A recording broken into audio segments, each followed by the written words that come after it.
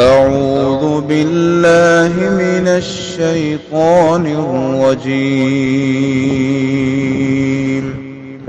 بسم الله الرحمن الرحيم. السلام علیکم ورحمۃ اللہ وبرکاتہ۔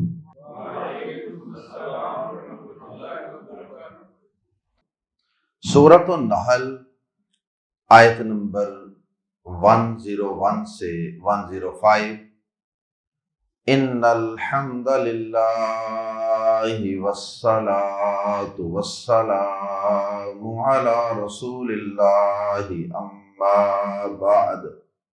اعوذ باللہ السمیع العلیم من الشیطان الرجیم من ہمزہ ونفخہ ونفثہ وَإِذَا بَدَّلْنَا آیَةً مَكَانَ آیَةٍ وَاللَّهُ أَعْلَمُ بِمَا يُنَزِّلُ قَالُوا إِنَّمَا أَنْتَ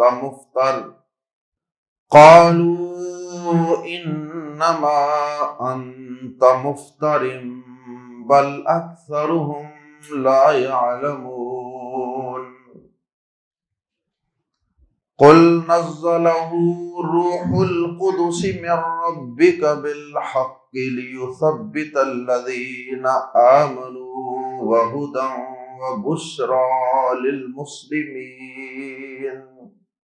ولقد نعلم أنهم يقولون إنما يعلمه بشر لسان الذي يلحدون إليه أعجمي وهذا لسان عربي مبين إن الذين لا يؤمنون بآيات الله لا يهديهم الله ولهم عذاب أليم انما یفتر الکذب الذین لا یؤمنون بآیات اللہ واولئک هم الکاذبون۔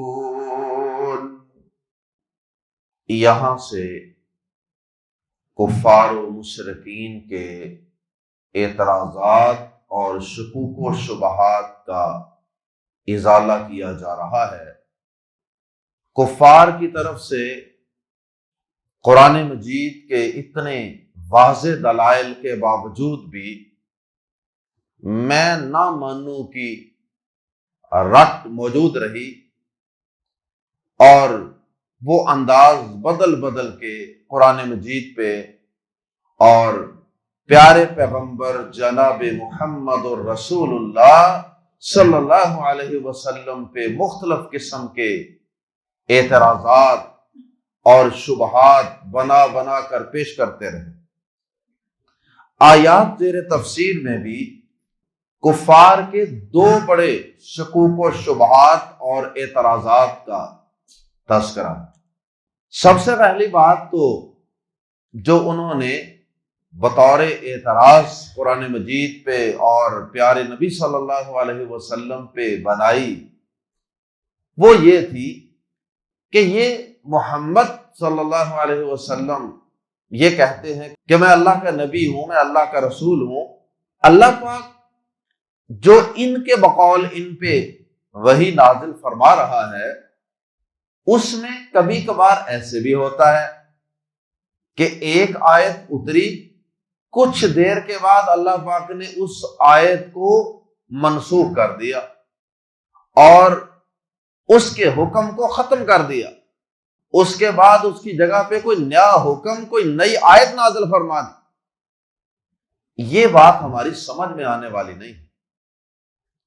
یہ بڑی عجیب و غریب بات ہے کہ انسان کا تو علم محدود ہوتا ہے، اس لیے وہ آج کوئی بات کرتا ہے اور مہینے بعد سال بعد کوئی اور بات کر دیتا ہے، کیونکہ اس کے علم میں اضافہ ہو جاتا ہے، اس کی اویئرنس بہتر ہو جاتی ہے، تو وہ پہلے سے کوئی نئی اور بہتر بات کر دیتا ہے، جبکہ اللہ پاک کو تو شروع سے ہی اول و آخر ہر چیز کا علم ہے، وہ تو غیب کو جاننے والا ہے، علام الغیوب ہے۔ تو جو حکم بدل کر وہ نیا حکم لے کے آتا ہے تو اس نئے حکم کا تو اسے پہلے ہی پتا تھا، پہلے ہی وہ نیا حکم نازل فرماتا۔ اس قسم کے ان کے اعتراضات تھے۔ اگرچہ ان اعتراضات اور شبہات کا جواب اس سے پہلے ہم سورۃ البقرہ ورس نمبر 106 میں تفصیل سے پڑھ چکے ہیں۔ ناسخ و منسوخ کی بحث وہاں پڑھی جا چکی ہے۔ ناسخ اس آیت کریمہ کو کہتے ہیں جو بعد میں نازل ہوتی ہے اور پہلی آیت کا حکم ختم کر دیتی ہے، اسے کہتے ہیں ناسخ، فاعل کے وزن پہ، منسوخ کر دینے والی۔ اور منسوخ یہ منسوخ مفعول کے وزن، جسے منسوخ کر دیا گیا، جس آیت مبارکہ کے حکم کو عملاً ختم کر دیا گیا ہو۔ اللہ پاک نے اس کا تفصیلی جواب سورۃ البقرہ میں بیان فرمایا۔ سورۃ البقرہ کی آیت نمبر 106 ایک دفعہ ہم دوبارہ پڑھ لیتے ہیں تاکہ بات کی اچھی طرح سمجھ آ جائے۔ ما ننسخ من آیت، نہیں منسوخ کرتے ہم کوئی آیت، او ننسیہا، یا اسے فراموش کرا دیتے ہیں، یعنی نبی صلی اللہ علیہ وسلم کے سینہ مبارک سے اس آیت مبارکہ کو ڈیلیٹ کر دیتے ہیں، وہ آپ کو بلا ہی دیتے ہیں جیسے وہ آیت اتری ہی نہیں تھی۔ یعنی ناسخ و منسوخ کی بھی کئی صورتیں ہیں۔ ایک تو یہ ہے کہ آیت قرآن مجید میں موجود ہوتی ہے لیکن اس کا حکم عملاً ختم ہو چکا ہوتا، اور ایک یہ ہوتا ہے کہ آیت اتری تھی کبھی لیکن اللہ پاک وہ آپ کے سینے سے اس کو لے گئے، فراموش کرا دیا آپ۔ تو فرمایا ما ننسخ من آیت، جو بھی کوئی آیت ہم منسوخ کر دیتے ہیں یعنی اس کے حکم کو ختم کر دیتے ہیں، او ننسیہا، یا ہم اسے فراموش کروا دیتے ہیں، نأتی بخیر منہا، تو ہم اس سے بہتر آیت، بہتر حکم لے آتے ہیں۔ اب یہاں جو اللہ پاک نے یہ فرمایا کہ ہم اس سے بہتر لے آتے ہیں، یہی ان کی کنفیوژن تھی کہ اللہ پاک کو پہلے نہیں پتا تھا یہ بہتر ہے۔ اب اس کا جواب سمجھیے، اللہ پاک اس سے بہتر حکم لے آتے ہیں، اس کا یہ مطلب نہیں کہ اللہ پاک کو پہلے اس کے بہتر ہونے کا علم نہیں تھا، ایسا نہیں۔ اللہ پاک کو تو پہلے ہی پتا تھا کہ کون سی چیز زیادہ بہتر ہے، کون سی بیٹر ہے، کون سی بیسٹ ہے، لیکن بعض اوقات انسانوں کی ضروریات، حالات اور وقت کے لحاظ سے کوئی آیت کسی زمانے میں بہتر ہوتی ہے اور کوئی حکم اور آرڈر وہ کسی دوسرے زمانے اور کسی دوسرے وقت کے لیے زیادہ موزوں ہوتا ہے۔ اب جیسے ابتدا میں مسلمانوں کو، چونکہ نئے نئے مسلمان ہوئے تھے لوگ اور اسلام قبول کرنے سے پہلے اس معاشرے کے اندر شراب عام تھی، اب اللہ پاک نے شراب کو یکدم حرام نہیں کیا بلکہ آہستہ آہستہ، سلولی، سٹیپ بائی سٹیپ اللہ پاک اس کی حرمت کی طرف لے کے گئے۔ تو اب پہلے سٹیپ کے اندر شراب کو اللہ پاک نے پوری طرح حرام قرار نہیں دیا، شیطانی عمل قرار نہیں دیا، کیونکہ اگر شروع کے اندر وہ حکم اللہ پاک دے دیتے تو شاید وہ لوگوں کے لیے قابل قبول نہ ہوتا یا اس پہ عمل کرنا زیادہ مشکل ہوتا۔ ابتدائی دور کے لیے یہ حکم زیادہ بہتر نہیں تھا، موزوں نہیں تھا، اور بعد کچھ وقت گزرنے کے بعد جب مسلمانوں کے ایمان مضبوط ہو گئے، تربیت بہتر ہو گئی، تو اس کے بعد پھر اللہ پاک نے اس شراب کو آہستہ آہستہ مکمل حرام قرار دے دی، بین لگا دیا۔ تو اب یہ حکم جو ہے وہ ابتدائی دور کے لیے بہتر نہیں تھا، لیکن بعد والے دور کے لیے یہی حکم زیادہ بہتر تھا۔ تو یہ مطلب ہے صرف، لیکن کافروں کو شاید یہ بات سمجھ نہیں آتی تھی۔ اللہ اکبر۔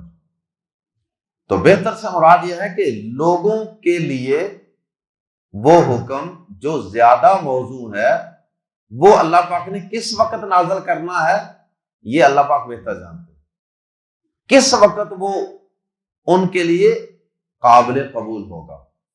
فرمایا سورۃ البقرہ میں نأتی بخیر منہا، ہم اس سے بہتر لے آتے ہیں، اس وقت کے اعتبار سے بہتر، او مثلہا، یا اس کے قریب قریب، اس جیسا ہی کوئی نیا حکم لے آتے ہیں، اس کی نوعیت بدل دیتے ہیں۔ الم تعلم، کیا آپ نے جانا نہیں، ان اللہ علی کل شیء قدیر، کہ اللہ ہر چیز پر قادر ہے۔ اے اعتراض کرنے والو، کیا تم اتنی بات بھی نہیں جانتے کہ وہ بادشاہوں کا بادشاہ ہے؟ اگر تمہاری بات کو مان لیا جائے تو پھر تو اللہ پاک کے اختیار اور ارادے کو ختم کرنے والی بات ہے نا، کہ دنیا کا کوئی چھوٹا سا بادشاہ وہ اپنے حکم کو جس وقت چاہے بدل لے، لیکن جو بادشاہوں کا بادشاہ ہے اسے اس بات کی اجازت ہی نہ ہو کہ وہ بھی اپنے کسی حکم کو بدل سکے۔ تو یہ تو اللہ پاک کی ایک قسم کی کمزوری بن جائے گی، جبکہ ایسا نہیں ہے۔ اللہ پاک تو ہر چیز پر پوری قدرت رکھتا ہے۔ واپس آ جائیے سورۃ النحل میں، پہلی آیت کریمہ میں اللہ پاک نے کافروں کے ناسخ و منسوخ کے متعلق اعتراض کا تذکرہ فرمایا اور اس کا جواب دیا۔ قرآن مجید کے الفاظ میں پڑھیے، وَإِذَا، اور جب، بدلنا، ہم بدل کر لاتے ہیں، آیتن، کوئی آیت، مکان، جگہ، آیتن، کسی دوسری آیت کی، وَإِذَا بدلنا آیتم مکان آیتن، اور جب ہم کوئی آیت کسی دوسری آیت کی جگہ بدل کر لاتے ہیں، واللہ اعلم، اور اللہ زیادہ جاننے والا ہے، اعلم، اور اللہ زیادہ جاننے والا ہے، سپرلیٹو ڈگری ہے، بازر بھی کو، کس کو، ما، جو، ینزل، وہ نازل کرتا ہے، اللہ کو خوب علم ہے۔ یعنی جو آیت کی جگہ تبدیلی ہوتی ہے، آرڈر بدل جاتا ہے، تو اس کی وجہ یہ نہیں کہ اللہ پاک کو پہلے علم نہیں ہوتا، علم ہوتا ہے، لیکن وہ حکم اس وقت ابتدائی دور کے لیے موضوع اور مناسب نہیں ہوتا انسانوں کی کمزوریوں کی وجہ سے، ورنہ اللہ کو علم ہوتا ہے۔ واللہ اعلم، اور اللہ زیادہ جاننے والا ہے یا خوب جاننے والا ہے، بازر بھی کو، ما ینزل، جو وہ نازل کرتا ہے۔ قالو، انہوں نے کہا یا وہ کہتے ہیں، انما، صرف، انتا، تو، مفترن، یہ اصل میں تھا مفتریون، اسم الفاعل، مفتریون، گاڑ کر لانے والا، گڑنے والا، مفتری، جس طرح مشتری ہوتا خریدنے والا، مشتری ہوشیار باش، اسی طرح مفتری، تو آخر سے چھوٹی یا حذف کر دی گئی ہے، جیسا کہ عربی زبان میں اکثر ایسا ہوتا ہے۔ قالو، انہوں نے کہا، انما، صرف، انتا، تو، مفترن، گڑ کر لانے والا ہے، تو گڑنے والا ہے، تو صرف گڑنے والا ہے۔ کیا مطلب؟ کہ نبی صلی اللہ علیہ وسلم پر یہ اعتراض کیا، بنیاد بنایا ناسخ و منسوخ کے مسئلے کو، اور الزام کیا لگایا کہ یہ اللہ کی طرف سے کوئی نہیں نازل ہوتا، یہ آپ خود ہی گڑتے ہیں، کیونکہ اگر اللہ کی طرف سے نازل ہوتا تو اللہ پاک کبھی بھی کسی حکم کو بدلتے نہ۔ آخر میں اللہ پاک نے بڑے ہی مختصر مگر جامع الفاظ میں ان کو جواب دیا، بلکہ اکثرہم، ان کے اکثر، لا یعلمون، نہیں جانتے۔ کیا نہیں جانتے؟ اللہ تعالیٰ کے ناسخ و منسوخ کے احکامات کو اور حکمتوں کو نہیں جانتے، اور اپنی کم علمی کی وجہ سے وہ اعتراض پہ اعتراض کیے جا رہے۔ اور اگر یہ پہلی کتابوں کو جانتے ہوتے نا، اگر انہیں پہلی کتابوں کا علم ہوتا تو پھر بھی یہ اعتراض نہ کرتے۔ کیوں؟ اس لیے کہ پہلی کتابوں میں بھی ناسخ و منسوخ کے احکامات موجود تھے۔ اللہ اکبر۔ کل، کہہ دیجئے اے نبی صلی اللہ علیہ وسلم، نزلہ، اس نے اتارا ہے، اس نے نازل کیا ہے۔ بلکہ نزلہ اور انزلہ میں کیا فرق ہے؟ انزلہ اس نے اتارا، اور نزلہ آہستہ آہستہ اتارا، تھوڑا تھوڑا کر کے تدریجاً نازل فرمایا، بڑے اہتمام سے۔ قل، کہہ دیجئے، نزلہ، اس نے تھوڑا تھوڑا کر کے نازل کیا ہے۔ کسے نازل کیا ہے؟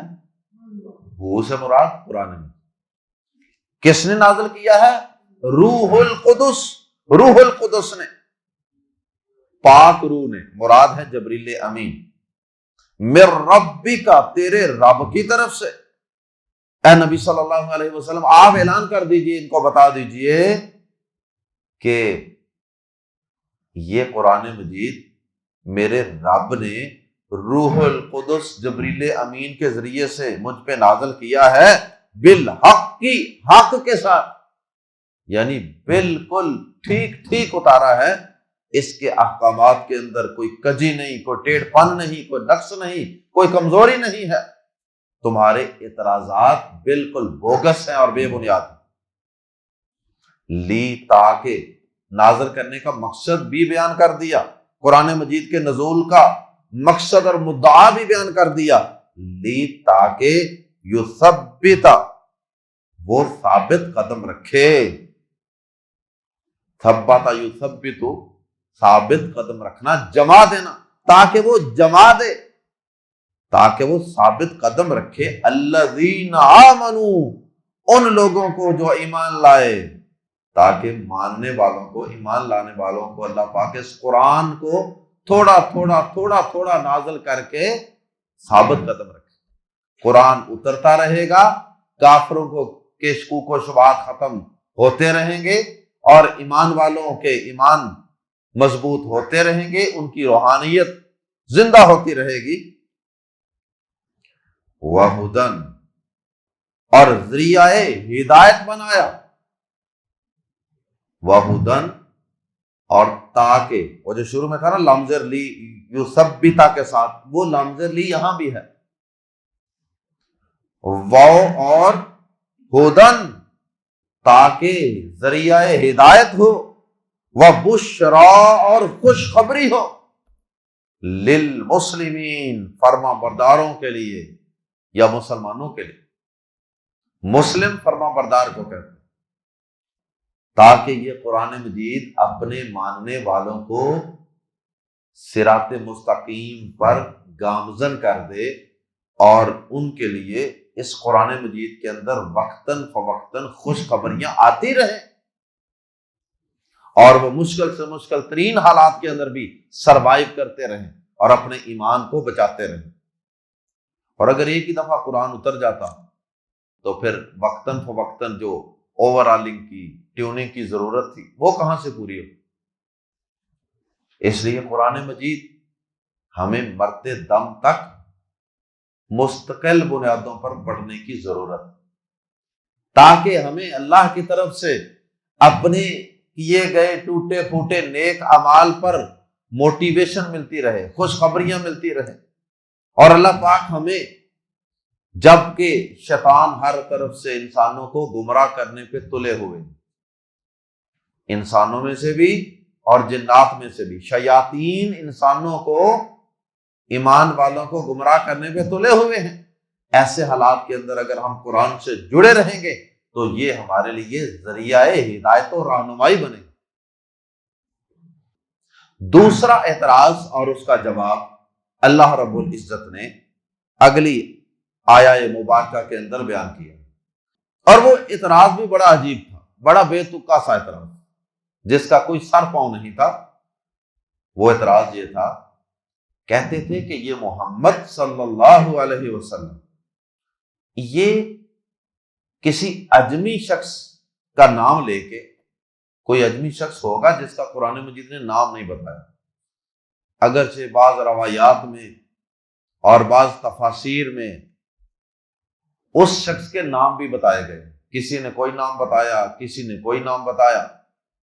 کوئی شخص تھا جس کا قرآن مجید نے نام نہیں بیان کیا، اور نام کی ضرورت بھی نہیں ہوتی.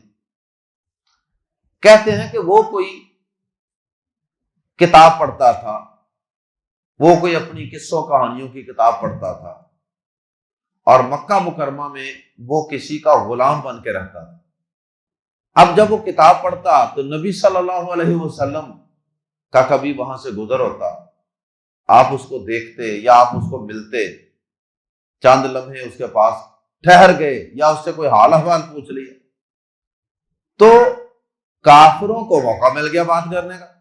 انہوں نے کہا وہ دیکھا فلاں شخص، وہ فلاں کا غلام، فلاں کا نوکر، فلاں کا مہمان، یہ محمد صلی اللہ علیہ وسلم یہ اس کے پاس بیٹھتا اٹھتا ہے اور یہ اس سے کچھ باتیں سیکھتا ہے، وہ اپنی کتاب میں سے کچھ باتیں اسے سکھاتا ہے، اور یہ آگے ہمیں سنا کے کہہ دیتا جی اللہ پاک نے یہ نازل کی.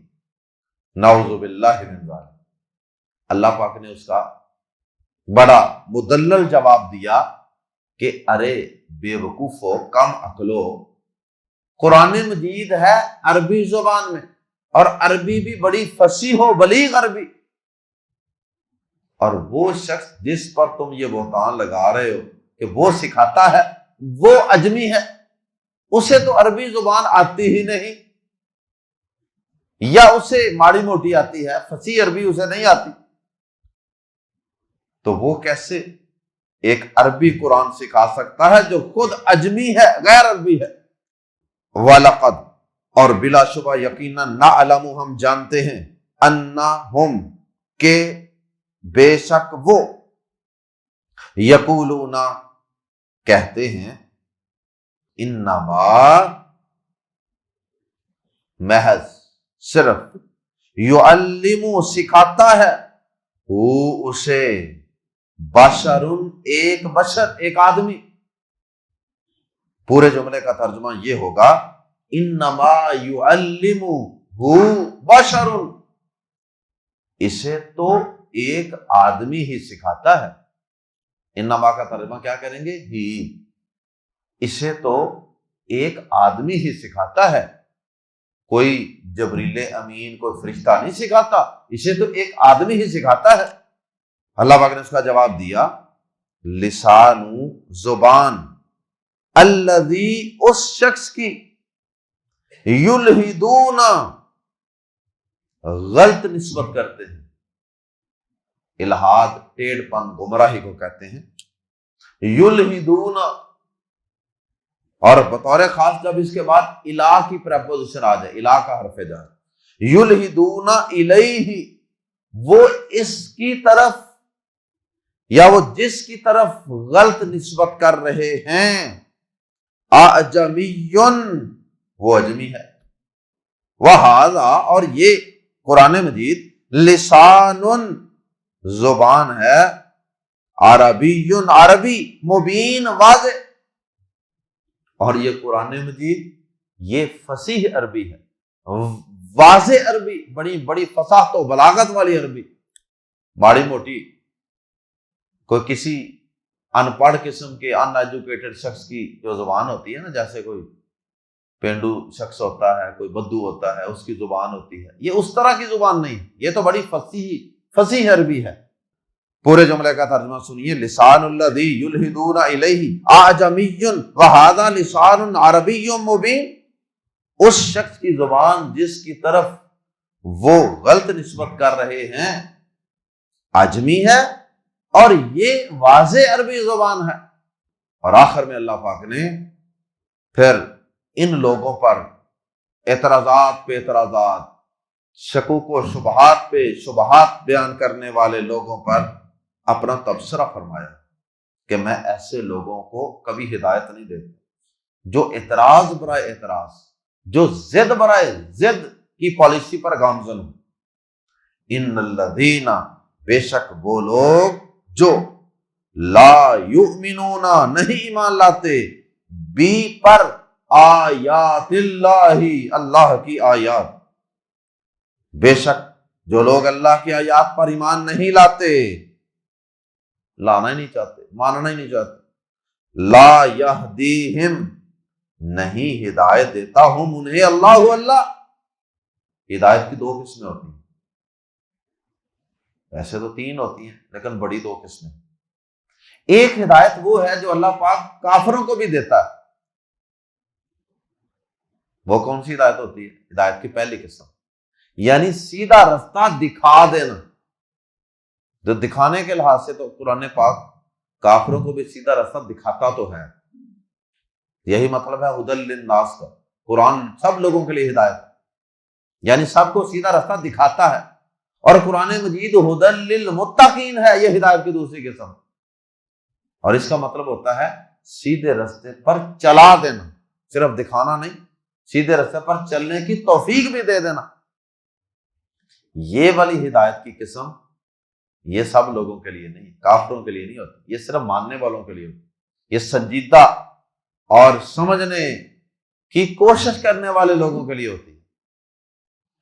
تو یہاں دوسری قسم مراد ہے ہدایت کہ بے شک جو لوگ اللہ کی آیات پر ایمان ہی نہیں لاتے، ماننا ہی نہیں چاہتے، ضدی ہیں، ہٹ درم ہیں، لا یہدیہم اللہ، اللہ انہیں ہدایت نہیں دیتا۔ کیا مطلب؟ ہدایت کی دوسری قسم، اللہ انہیں سیدھے رستے پر کبھی نہیں چلاتا، سیدھا راستہ دکھا دیتا ہے انہیں لیکن چلاتا نہیں انہیں، اللہ چلنے کی توفیق نہیں ملتی، کیونکہ توفیق اسی کو ملتی ہے جو خود توفیق لینا چاہتا ہے، صحیح بات سمجھنا چاہتا ہے۔ وَلَهُمْ، اور ان کے لیے عذاب، عذاب ہے علیم، دردناک، المناک، پینفل پنشمنٹ۔ انما یفتری، یہ نبی صلی اللہ علیہ وسلم پر نعوذ باللہ جھوٹ کا بہتان باندھتے ہیں کہ آپ خود گڑھ لیتے ہیں قرآن۔ فرمایا انما، صرف محض، یفتری، افطرا، باندھنا، گڑھنا، الکذب، جھوٹ،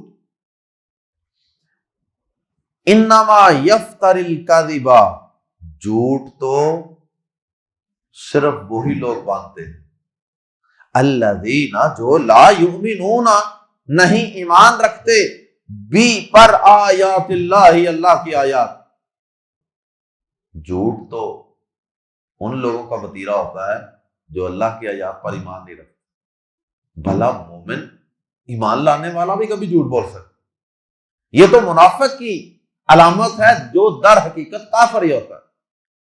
نبی صلی اللہ علیہ وسلم نے فرمایا کہ منافق کی تین علامات ہیں، جن میں سے ایک جھوٹ ہے۔ فرمایا انما یفتر الکذب الذین لا یؤمنون بآیات اللہ، جھوٹ تو صرف وہی لوگ باندھتے ہیں، اللہ پر جھوٹ باندھ دینا، جھوٹ تو صرف وہی لوگ باندھتے ہیں جو اللہ کی آیات پر ایمان نہیں لاتے۔ ہمارے پیغمبر جیسا اعلیٰ کردار کا شخص وہ جھوٹ کیسے باندھ سکتا ہے اللہ تعالیٰ پر اپنی طرف سے؟ وَأُولَئِكَ هُمُ الْكَاذِبُونَ، اور وہی لوگ اصل جھوٹے ہیں۔ اصل جھوٹے لوگ یہی ہیں جو اللہ پاک پر بہتان باندھ دیتے ہیں۔ اللہ تعالیٰ ہم سب کو قرآن مجید پہ غور و فکر کرنے کی اور اس پر ایمان لانے کی توفیق عطا فرمائے، اور اللہ پاک ہمیں مرتے دم تک اس قرآن مجید سے ہدایت لینے کی، اپنی روحوں کی تازگی اور اپنے ایمان کی تجدید کرتے رہنے کی توفیق عطا فرمائے۔ اللہ ہمیں اپنے ہدایت یافتہ بندوں میں شامل فرما دے۔